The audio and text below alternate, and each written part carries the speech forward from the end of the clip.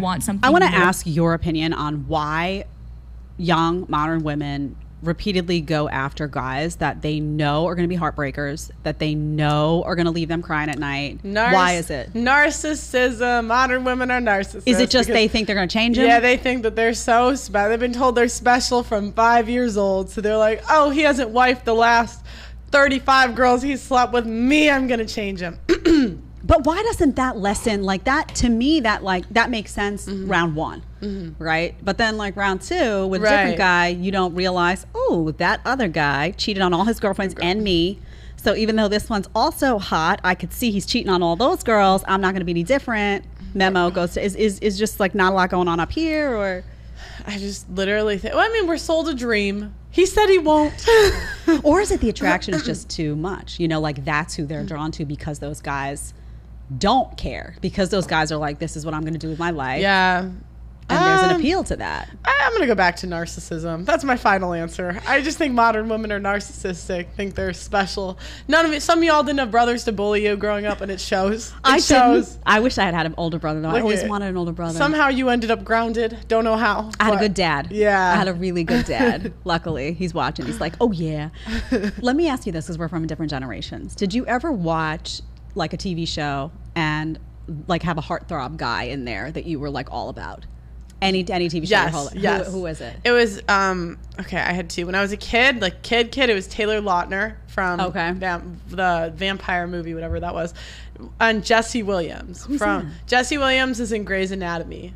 Oh, I don't watch Grey's. He's like this mixed guy with like blue eyes. He's so pretty. Are they like slightly edgy troublemaker types, or? I don't remember, honestly. No, I don't think he was in the show. Are you drawn to that type? Are you drawn to that like slightly mysterious, little bit of edge, like in your real life?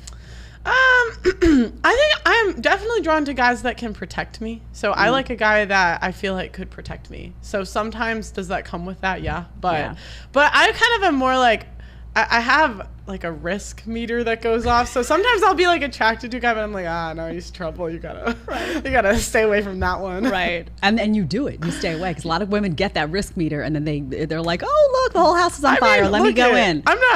Look, I've had a boyfriend that my dad didn't like, right? But I think some girls will waste their entire 20s on that boyfriend. Yeah. Some girls waste a couple of months. So is that a sign? Would you tell women, like, if you bring a guy home and your dad, if you've got like a good dad, you have a good relationship with your dad, you bring a guy home and your dad's just like, is that? Yeah, no, I